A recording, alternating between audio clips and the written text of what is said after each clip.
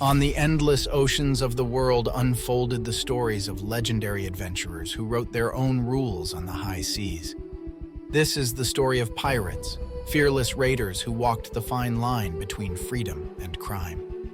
From the Caribbean to the Indian Ocean, from the 17th to the 18th centuries, pirates ruled the seas, spreading fear and terror wherever they appeared.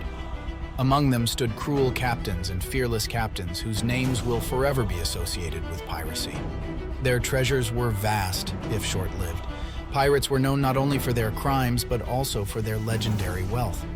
Today we will dive into the world of pirates, explore their lives, legends, and adventures that history has written for those who have chosen the path of a sea raider.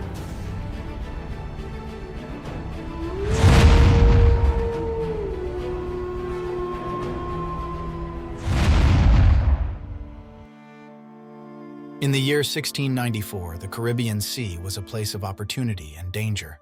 The infamous pirate Henry Every, known as Long Ben, captured the Grand Mughal ship Ganji Sawai. This audacious act of piracy netted a treasure beyond imagination and sent shockwaves throughout the world.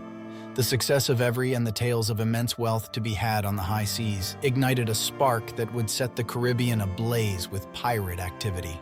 As the 17th century waned, the islands of the Caribbean became a mosaic of bustling ports, hidden coves, and secret pirate havens. Nassau, on the island of New Providence in the Bahamas, emerged as the epicenter of pirate activity. It was a place where the Jolly Roger, the infamous black flag adorned with a skull and crossbones, flew proudly above the settlements. The pirates, emboldened by their successes, established what came to be known as the Pirate Republic. In this Pirate Republic, a semblance of order existed amidst the chaos. Pirates established their own code of conduct, a set of rules that governed their activities and disputes. The Articles of Agreement, as they were known, outlined the division of plunder, compensation for injuries, and the rules for decision-making aboard the ship. The pirates elected their captains and quartermasters, ensuring that each man had a say in the affairs of their piratical enterprise. The Pirate Republic became a thorn in the side of the British, Spanish, and French empires. The pirates disrupted trade, plundered ships, and brought a sense of lawlessness to the Caribbean Sea. The empires sought to crush the Pirate Republic, sending naval expeditions to hunt down and capture the pirates. Yet the pirates proved to be elusive and formidable adversaries, skilled in naval warfare and adept at disappearing into the myriad islands of the Caribbean.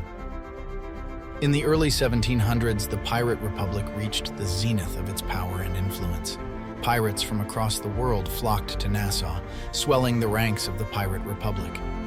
Among these pirates was Edward Teach, better known as Blackbeard. Blackbeard was a master of intimidation and psychological warfare. He was a towering figure with a thick black beard that gave him his infamous moniker. He would tie slow-burning fuses into his beard and light them during battles, creating an image of a fearsome demon shrouded in smoke and fire.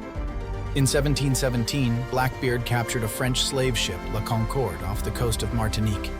He refitted the ship with 40 guns and renamed it the Queen Anne's Revenge.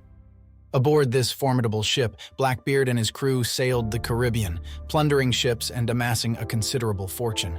Yet the Pirate Republic's days were numbered. The empires, weary of the pirates' disruption of trade and the lawlessness that pervaded the Caribbean, redoubled their efforts to eradicate piracy. In 1718, Woodes Rogers, a former privateer, was appointed as the royal governor of the Bahamas by the British Crown. Rogers arrived in Nassau with a mandate to restore order and eliminate piracy. He brought with him the king's pardon, an offer of clemency for pirates who surrendered and renounced their piratical ways. The arrival of Rogers marked the beginning of the end for the Pirate Republic. Many pirates accepted the king's pardon, choosing a life of peace over the perilous existence of piracy. Others, including Blackbeard, initially accepted the pardon, only to return to piracy once the allure of plunder and adventure beckoned them back to the high seas. Despite the efforts of some pirates to resist the empire's crackdown, the Pirate Republic crumbled under the weight of the naval might arrayed against it. Blackbeard met his end in 1718, killed in a fierce battle with British naval forces off the coast of North Carolina. His death symbolized the fall of the Pirate Republic, as the golden age of piracy in the Caribbean faded into the annals of history.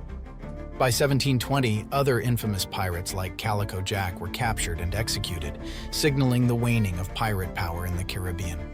The final blow to Caribbean piracy came with the death of Bartholomew Roberts, known as Black Bart, in 1722. His death marked the end of an era, as the golden age of piracy faded into the pages of history.